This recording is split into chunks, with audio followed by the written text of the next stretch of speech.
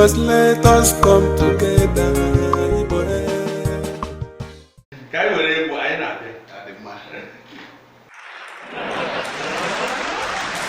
Hello fans, I'm here to introduce to you the living golden high life legend, Prof. Goddy Ezekiel.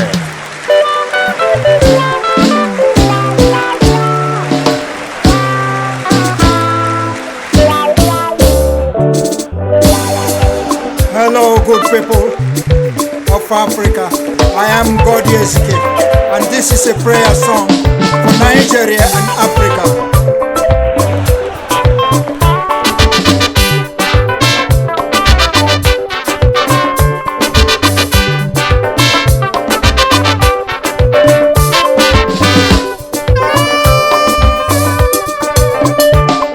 Oh, Benigwe nke atọ. Ezi onye nwe anyị bụ Almighty Yahweh jiri ana mere ebe mgbado ụkwụ, ngara gị kpuchitere ihe niile ikere eke, jiri obi gị ma bụrụ okwu gị bụ nwa gị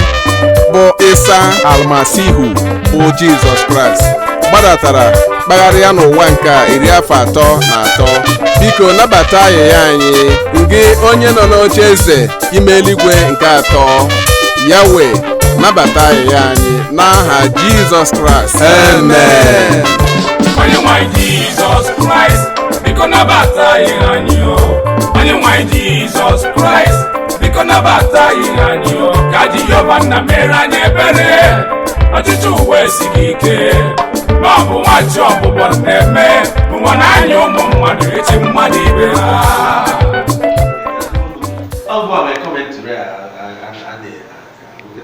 Kedu ihe bụ egwu a? N'egwu a kịta ka mụ na Goddy Ezekiel onye nke nwụrụ anyị kwara ụbọchị Tuesday gara aga. N'egwu a ka anyị na-ayọ Chineke ka o meere anyị ebere, ka ndị ọchịchị anyị, ọ bụrụ na ime anyị ga-afụ ihe na-eme na Naịjirịa, ka a hapụ nke Afrịka na ndị mba ọzọ, na ọ bụ nke anyị na-anya afụ ihe na-eme na Naịjirịa na ihe pụtara ife. Ya ka anyị na-ayọ Chineke ka o mere anyị ebere, na anyị nwanwụ ndị Igbo atabugo onwe anyị n'afọ, na-asị na Abacha bịara ịgba ọgụ buruzie n'isi. Ọ bụrụ na ime anya ife na-eme n'obodo a, ịfụ na ndị Igbo bụ ndị bịara ịgba ọgụ wee buruzie n'isi. Ọ ya ka anyị na-ayọ Chineke si anyị nyere anyị aka na ọchịchị Boko Haram na Fulani herdsmen na ọ dịrị anyị mma n'arụ. Prọfesọ Goddy Ezekiel Anago, kedu ka ọ dị gị? Ihe funahịrị Igbo, ihe dị omimi funahịrị Igbo. Ama m mgbe a sị na ọ nwụrụ, mana amarozi mgbe akwa ya. Ịgwa eziokwu, maka na egwu ya, ihe mmụta dị n'egwu ya, ihe omimi dị n'egwu ya, ụda egwu ya na ụtọ egwu ya enwe ọdịke ya. Ọ ihe mwute na ụmụazị kịta anaghị na nwere onye mma na-azọ ya ụkwụ n'ụzọ o siri wee gaa, n'ụzọ ọ sụrụ. Ama m ụzọ ahụ ọ sụrụ ma ya ka gakwa ọrịa, maka na Goddy Ezekiel bụ oke osisi kwụrụ onwe ya iche. Ọ kwụrụ onwe ya iche n'ụdị na ụtọ egwu ya, nhazi egwu ya na ụdị omimi egwu ya dị pụrụ iche. Ọ bụrụzi ihe a na-akụ kịta nwa na-aga na ya yọọ. Nke a bụ na ige okwu omeru ịtụgharị uche. Oke osisi dara n'ala Igbo. Goddy Ezekiel bụ oke osisi. Ekpere mbụ ka o nwekwa onye ya aga n'ụzọ ahụ ọ sụrụ, ka ụzọ ya bụrụ ụzọ mmiri, ka ọ ghara ịbụ ụzọ nkụ. Chibedikokwu, anyị ga-enweta ndị karị ka Goddy Ezekiel na Celestine ụkwụ ha na Ọsadebe a na-abịa? Anaghị ajụ na ọ dịgoro ya dị. Ịma na ka ọ bụrụ na ohere dị, nke ọrụ ga-akọ ịtụ mụ na Goddy Ezekiel, because na Goddy Ezekiel ebidoro mgbe mpe na-anụ egwu ya ma tolite, Chineke wee jikọkwa mụ na ya. Mgbe m bidokwara ịgụ egwu, amarọkwa m na mụ na ya emesị ya wee fụkọrịta. mana nwere okwu o kwuru mgbe gara aga nesiri anya si ya na nwoke a dịka ọmana ọ ya ahụ ụbọchị anyị nọ bi ya nwere ife ọ kwugasị wee sị m na ya na-ebunyezi o nwere ọkpọrọ m afa kpọọ ofu onye ya na-ebunyezi anyị efere egwu ka anyị buru gaba nne m ya na-esie ya gba nkịtị ya bụ na e nwere ndị dịka Godizike n'ala Igbo ọ bụrụ na ị nekwa anya egwu niile ngụgoro n'ụlọ ọrụ Metric University International ịfụ na nke a na-akpọ beat o nwere nke anyị kọpịrị akọpị ifụkwa na ife anyị gụrụ agụ enwere nke a ga-asị na emere ife a na-akpọ kọpị ya na onye agosi anyị kọpị ya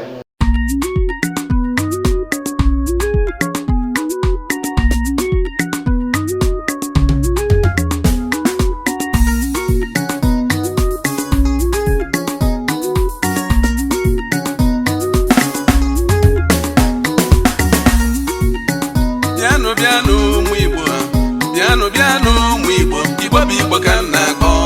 n'oge rue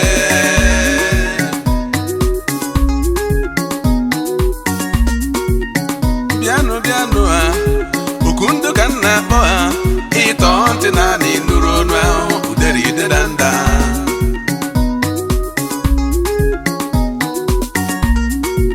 ka anyị were ọsọ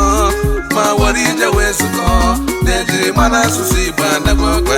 ịda ndagharị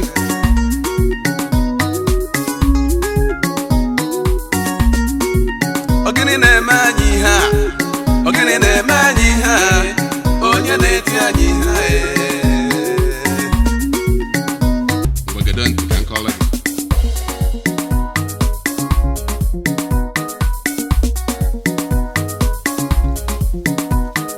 dompe dompe dompe dompe dompe dompe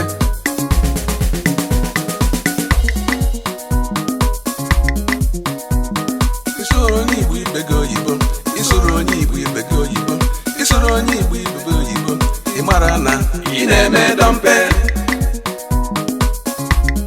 ị na-eme dompe ị mara na ị bụ onye dompe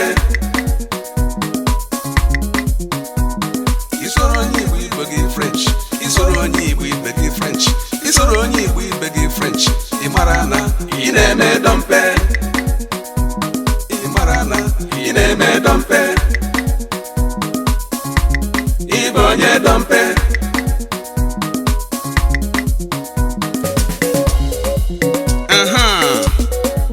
na mbụ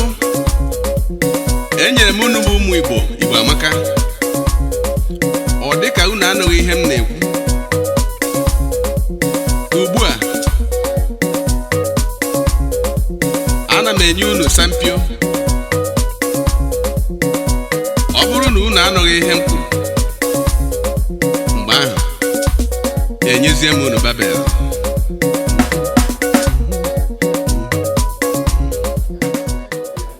egwu niile m tigoro enwere nke a kọpịrị akọpị mana ọkpụkpụ ya mana ọkpụkpụ ya egwu Chineke wetara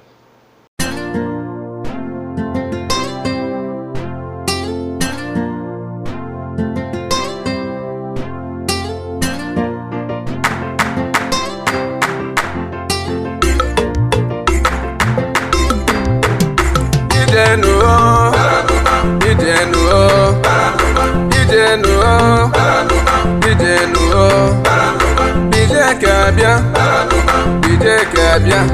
ndị nwe egwu abịago DJ ka abịa ndị buru ibu kwenu ndị tara ahụ kwenu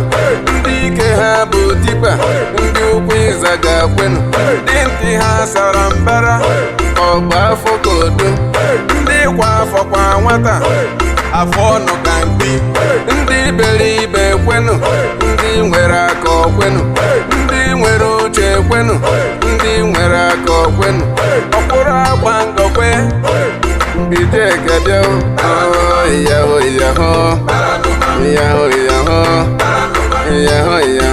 anyị agaba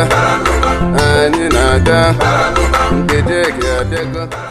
etu ka Godizike si akụ egwu niile Godizike kụrụ ị ghara anụ egwu izu ọ kụrụ bụ Kakenobilega bido ka nwa ruo taa ị gaghị anụ etu ọ kọpụrụ egwu mmadụ kwụọ etu a ka nsị egwasị ndị dị ka sewa king sewa ọ nọ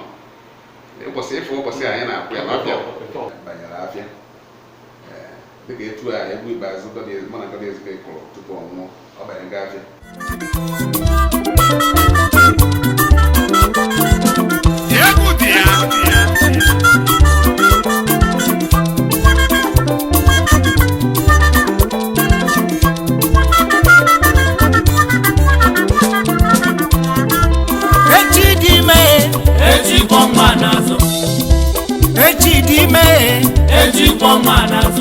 ejidime maka ndị dị ndụ nke gị fọdụrụ chifu ụtụtụ ọkụkọ enweghị ọ bụrụ ndị n'ọchị ndị na-akwa ndị ga-abịa ụwa na-abịa ndị ga-anụ ụwa na-ana webe mgbe Chukwu nwa Chukwu nna ga-abịa ụwa ọzọ eji ebuka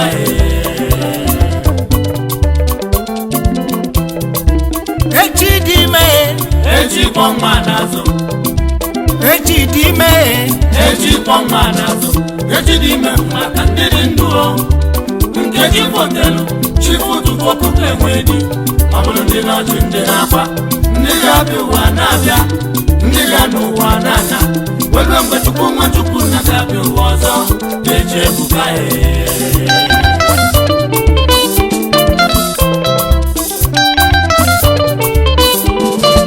Chani gbalụmọlụ mana ọgọmụ na ya ọmọlụ eyi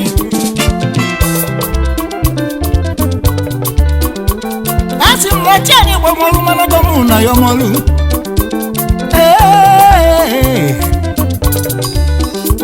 ka mụ bụrụ ụzọ jenu nkeji m gbalụ m ịnọ Gọdị Ezike so o nwere mgbe ya na-eti egwu chọpụta o nwere mana ọ bịara maa na ndị nke nwaanyị mmadụ abụọ ndị be anyị chọọ na ịga n'iru anyị chọọ ka Igbo nwere onwe ha na mmụọ anyị ga-akwalite asụsụ anyị ndị Igbo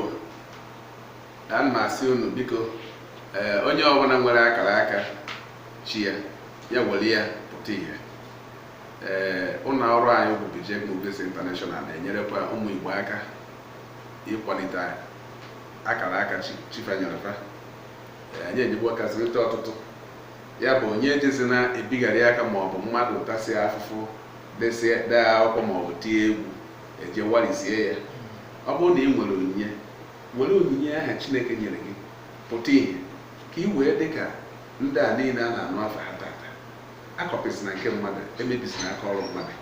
ọ ya dịrị anyị na mma n'aha Jizọs amen. Chief Ugochukwu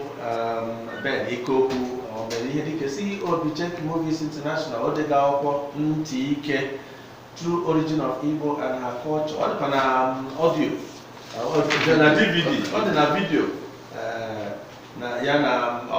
ọchụ ihe okwu na akwụkwọ ndị ọzọ dịgasị ọ bụ na ịchọ akwụkwọ ndị a ma ọ chọọ vidio ndị a bịa na ABS jụ as a music man enye gị ya anyị na-ekele gị obere ihe dike daalụ anyị na-ekelekwa gị dike Ụgbọaja oziọma ọdịnala na ABS abụ m eze ọmụji n'aha Charles Churchill n'ọlụ nakwa onye otu onye ọrụ omere ihe dike anyị na-asị unu daalụ maka ịnọnyere anyị ka ọ dị